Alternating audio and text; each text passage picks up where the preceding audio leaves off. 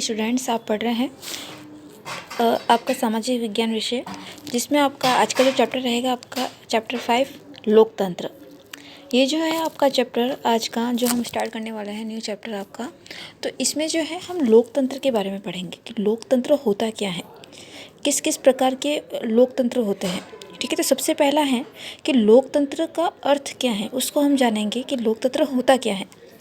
लोकतंत्र को अंग्रेजी शब्द जो होता है इसका वह होता है डेमोक्रेसी। ठीक है, और डेमोक्रेसी का हिंदी अनुवाद क्या होता है? लोकतंत्र। इसको हम जनतंत्र अथवा प्रजातंत्र भी कहते हैं।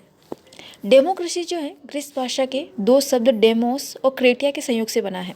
ठीक है, यद्यपि डेमोस का मूल अर्थ क्या हो गया यहाँ पर? भीड़। ये ग्रीक भाषा के दो शब्दों से मिलकर बना है डेमोस और क्रेटिया। डेमोस का अर्थ होता है भीड़,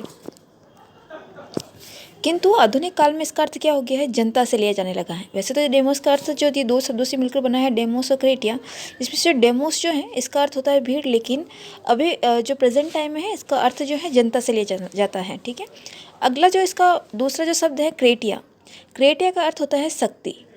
तो इस प्रकार से जो है इसका शब्दार्थ क्या हो गया? डेमोक्रेसी का अर्थ क्या हो गया? जनता की शक्ति। तो आपको लोकतंत्र का जो है अर्थ जो है इसका किससे लेना है? जनता की शक्ति से।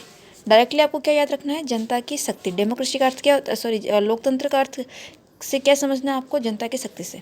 अंग्रेजी में इसको क्या शब्द कहेंगे? इंग्लिश में इसको कहेंगे डेमोक्रेसी। इसका अर्थ होता है लोकतंत्र, जनतंत्र या प्रजातंत्र। ये दो शब्द जो ग्रीक भाषा के हैं डेमोस और क्रेटे से मिलकर बना है। डेमोस का अर्थ होता है भीड़, जिसको अब वर्तमान में या प्रेजेंट टाइम में जनता कहा जाता है, और क्रेटे का अर्थ है शक्ति। तो टोटल इसका अर्थ क्या हो गया? जनता की शक्ति। ठीक है, तो प्रॉपर इसका डेमोक्रेसी का अर्थ क्या हो गया? जनता की शक्ति। ठीक है, अतः डेमोक्रेसी का पूर्णतः अर्थ क्या हो जाता है? जनता की शक्ति पर आधारित शासन तंत्र।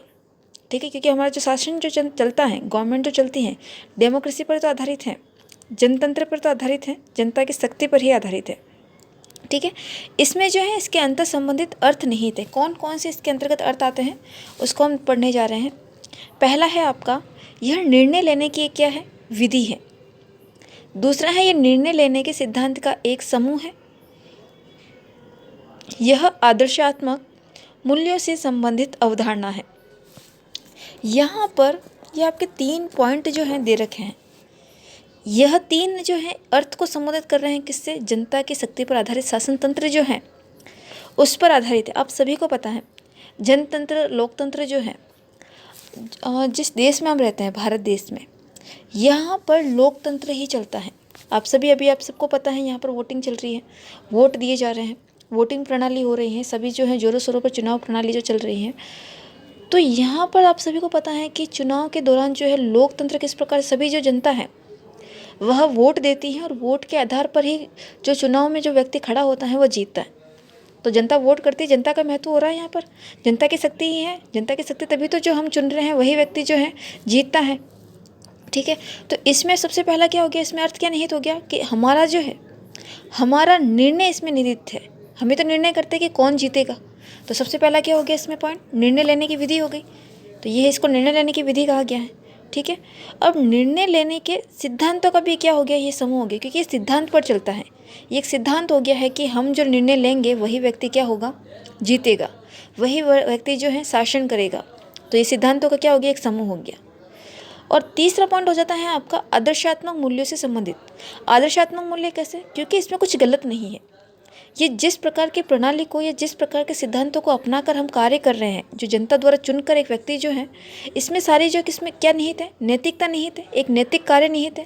क्योंकि कोई भी व्यक्ति गलत तरीके से चुनकर जो है शासन नहीं कर रहा है। सभी जो है नैतिक मूल्य, आदर्शात्मक मूल्य एक आदर्श रूप में जो है संबंधित मूल्य जो है, इसके द्वारा जो है व्यक्ति जो है चुनाव में जो है जीतता है।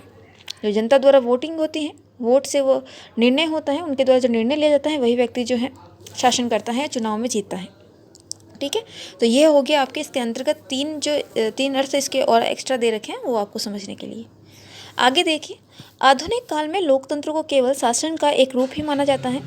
बर्न्स के अनुसार लोकतंत्र एक ऐसा शब्द है जिसके अनेक अर्थ हैं और इसके साथ भावनात्मक अर्थ भी जुड़ा है। लोकतंत्र के वास्तविक अर्थ को समझने के लिए जरूरी है कि हम उसके विभिन्न रूपों से जुड़ी अवधारणाओं से परिचित हो।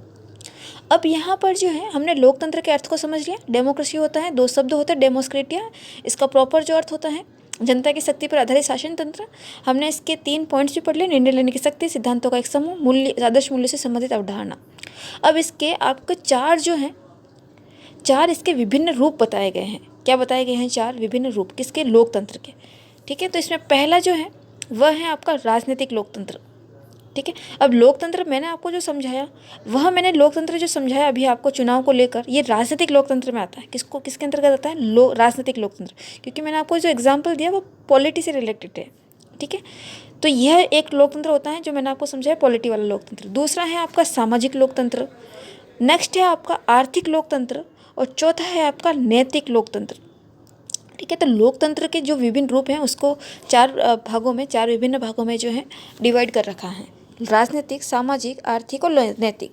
ठीक है, पहला जो है आपका पॉइंट वह है आपका राजनीतिक लोकतंत्र। अब देखिए राजनीतिक लोकतंत्र क्या होता है। राजनीतिक लोकतंत्र को अतीत में व्यक्तिवादी लोकतंत्र कहा जाता था, किंतु आधुनिक युग में इसे उदारवादी लोकतंत्र कहा जाता है। तो पहले इसको किस नाम से जाना जाता था? पहले इसको बोला जाता था व्यक्तिवादी लोकतंत्र, अभी इसको क्या बोला जाता है? उदारवादी लोकतंत्र। ठीक है, इस दोनों नामों को जो है आपको याद रखना, थोड़ा ध्यान देना है इन दोनों शब्दों पर। अब आधुनिक युग में राजनीतिक लोकतंत्र की उत्पत्ति पश्चिमी देशों में हुई है, अतः इसे कभी कभी पश्चिमी लोकतंत्र भी कहा जाता है। मार्क्सवादियों ने इसे पूंजीवादी लोकतंत्र कहना पसंद किया है।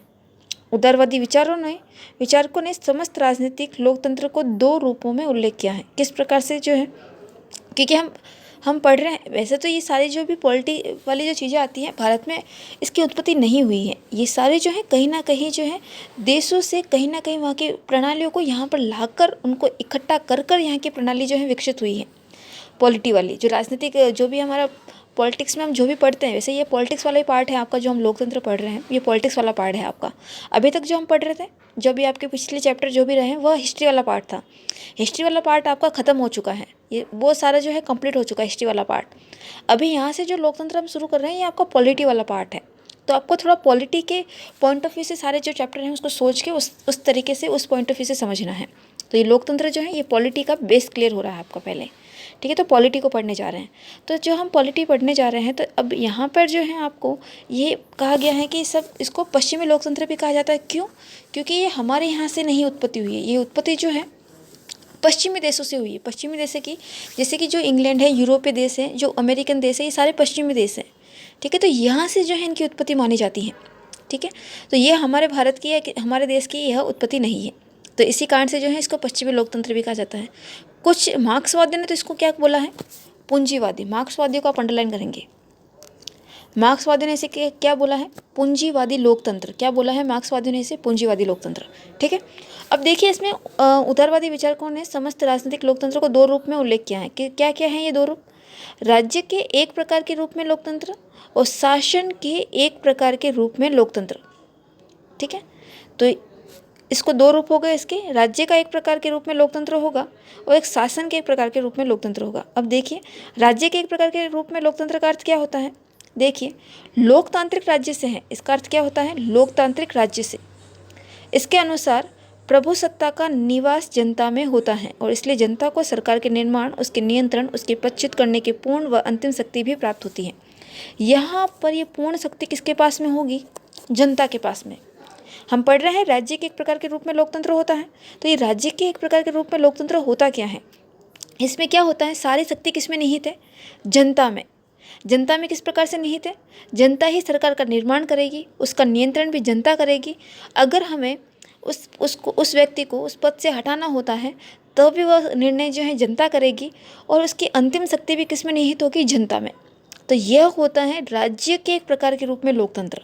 ठीक है, नेक्स्ट पॉइंट है आपका शासन के एक प्रकार के रूप में लोकतंत्र का अर्थ क्या होता है? यहाँ पर इससे आशय है लोकतांत्रिक शासन से है। वास्तव में लोकतांत्रिक शासन की अवधारणा लोकतांत्रिक राज्य की अवधारणा के सैद्धांतिक पक्ष का ही विकसित एवं व्यवहारिक रूप है। ये उल्लेखनीय है कि राजनीतिक लोकतंत्र से संबंधित ये दोनों अवधारणाएं कानूनी प्रभुसत्ता पर राजनीतिक प्रभुसत्ता की श्रेष्ठता को स्वीकार करती हैं। संक्षेप में ये दोनों मानती हैं कि राजनीतिक प्रभुसत्ता द्वारा कानूनी प्रभुसत्ता पर नियंत्रण किया जा सकता है। यहाँ पर जैसे कि हम राजनीति वाला पढ़ते जा रहे हैं, तो इसमें जो है राजनीतिक पर जो है कानूनी प्रभुसत्ता राजनीति द्वारा ही किस पे नियंत्रण किया जा रहा है? यहाँ पर कानूनी प्रभुसत्ता पर, राजनीतिक प्रभुसत्ता के द्वारा क्या किया जा सकता है? नियंत्रित किया जा सकता है। ठीक है। और जिस प्रकार से हमने कहा शासन के एक प्रकार के रूप में लोकतंत्र, तो यहाँ पर जो है इसका आशय है लोकतांत्रिक राज्य की अवधारणा के सैद्धांतिक पक्ष का ही एक विकसित एवं व्यवहारिक रूप है। इसका आशय क्या हो जाता है? सैद्धांतिक पक्ष का ही विकसित एवं व्यवहारिक रूप है। यहाँ पर कानूनी प्रभुसत्ता पर राजनीतिक प्रभुसत्ता की श्रेष्ठता को क्या किया गया है? स्वीकारा किया गया है। कानूनी प्रभुसत्ता के ऊपर कौन सी सत्ता है? राजनीतिक प्रभुसत्ता। दोनों में से श्रेष्ठ किसको माना जा रहा है? राजनीतिक प्रभुसत्ता को। ठीक है। आगे देखिए, राजनीतिक लोकतंत्र के एक अंग के रूप में लोकतांत्रिक शासन के दो उपभेद हैं। कौन से दो उपभेद हैं?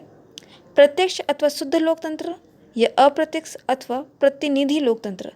इसके बारे में हम देखते हैं कि दो ये जो हमने पॉइंट्स पढ़े हैं, दो राजनीतिक लोकतंत्र के दो अंक पढ़े हैं, उसके बारे में हम समझते हैं। यह उल्लेखनीय है कि आधुनिक युग में देखिए, वैसे तो इसका पूरा जो है अगर हम समझने बैठे हैं प्रत्यक्ष और अप्रत्यक्ष, तो आपका बहुत डिटेल में बड़ा हो जाएगा। मैं आपको शॉर्ट में ऐसे बता देती हूँ प्रत्यक्ष और अप्रत्यक्ष क्या होता है। आप देखोगे कि हमारे यहाँ पर अगर कोई सरपंच चुना जाता है, सरपंच का, तो सरपंच को प्रत्यक्ष रूप से चुना जा रहा है क्योंकि हम वहाँ पर वोट डाल रहे हैं। सॉरी, सरपंच नहीं, सरपंच अप्रत्यक्ष रूप से होगा। सरपंच अप्रत्यक्ष रूप से किस प्रकार से होगा? क्योंकि सरपंच जो है हमारे द्वारा चुने गए जो लोग होंगे, सरपंच के जो भी नीचे जो लोग होंगे वह हमारे द्वारा चुने जाएंगे, वह मिलकर जो है सरपंच का फिर चुनेंगे। तो सरपंच अप्रत्यक्ष रूप से चुना जाता है क्योंकि उसको हम डायरेक्टली नहीं चुनते। जो जनता द्वारा डायरेक्टली चुना जाता है वह होता है प्रत्यक्ष। समझ रहे हैं आप मेरी बात को? प्रत्यक्ष वहाँ पर होगा जहाँ हम डायरेक्टली चुनते हैं। जैसे कि मुख्यमंत्री हैं, मुख्यमंत्री अप्रत्यक्ष रूप से चुना जाता है, अप्रत्यक्ष होता है क्योंकि उसको मुख्यमंत्री को हम नहीं चुनते। जो हमारे द्वारा लोग चुने जाते हैं वह लोग मिलकर जो है उस व्यक्ति का जब चुनाव करेंगे वह अप्रत्यक्ष रूप से होंगे। जब डायरेक्टली हमारे द्वारा व्यक्ति चुना जाएगा तो वह प्रत्यक्ष होगा। ठीक है। तो ये उल्लेखनीय है कि आधुनिक युग में प्रतिनिधि लोकतंत्र के मुख्यतः दो रूप प्रचलित है। एक तो आपका हो जाएगा संसदीय लोकतंत्र और एक हो जाएगा आपका अध्यक्षतात्मक लोकतंत्र। अब देखो, इसमें भी आपको दो रूप बता दिए हैं। आगे देखिए, लोकतांत्रिक राज्य एवं लोकतांत्रिक शासन अर्थात संपूर्ण राजनीति लोकतंत्र की कुछ आधारभूत मान्यता है। कौन कौन सी वह मान्यता है? राजनीतिक लोकतंत्र उदारवादी संविधान में विश्वास करता है। यह प्रभुसत्ता का निवास जनता में मानता है। राजनीतिक लोकतंत्र का सैद्धांतिक पक्ष जो है लोकतांत्रिक राज्य है और इसका व्यवहारिक पक्ष लोकतांत्रिक शासन है। जनता शासन सरकार को नियुक्त करती है, उस पर नियंत्रण करती है, उसे हटा भी सकती है। राजनीतिक लोकतंत्र स्वयं से साध्य नहीं होता है, अपितु लोकतंत्र साध्य मूल्यों की प्राप्ति का साधन होता है। यहाँ पर टोटली लोकतंत्र को जनता में निहित ही बताया है। इसका अगर मैं सार रूप में आपको समझाना चाहूँ तो इसका एक जो है एक मेन पॉइंट यही निकल के आएगा कि इस पूरा जो है जनता के द्वारा ही लोकतंत्र क्या होगा? लोकतंत्र जनता में ही निहित होगा। पूरा नियंत्रण किस में होगा? जनता के द्वारा ही। पूरी शक्ति किस में होगी? जनता में ही होगी। और जो दो पॉइंट है आपका संसदीय लोकतंत्र, अध्यक्षात्मक लोकतंत्र, तो यहाँ पर संसदीय लोकतंत्र तो जैसे संसद हो जाता है। संसद जो है आपका 3 भागों से मिलकर बना होता है। लोकसभा, इसके 3 अंग होंगे संसद में, राज्यसभा और राष्ट्रपति। ये आपको अच्छे से पता होना चाहिए। ये आपको कभी भी आपको पूछा जाता है तो आपको पता होना चाहिए कि संसद के 3 अंग हैं। ये तीनों मिलेंगे तब संसद का निर्माण होगा। लोकसभा, राज्यसभा और राष्ट्रपति। ये आपके बुक में दे नहीं रखा है लेकिन आपको ये याद रखना है। क्या याद रखेंगे? लोकसभा, राज्यसभा, राष्ट्रपति, तीनों से मिलकर क्या बना है? संसदीय लोकतंत्र। तो हमारे यहाँ पर जो है संसदीय लोकतंत्र है। अध्यक्षात्मक लोकतंत्र जो है हमारे यहाँ पर नहीं होता। यहाँ पर सिर्फ एक अध्यक्ष होता है। अध्यक्ष महत्वपूर्ण भूमिका निभाता है। ठीक है। तो यहाँ पे जो है हमने लोकतंत्र के विभिन्न रूप पढ़े। आज हम इतना ही पढ़ेंगे। कल की क्लास में जो है हम सामाजिक लोकतंत्र को कंटिन्यू करेंगे। आज के लिए इतना ही। Thank you.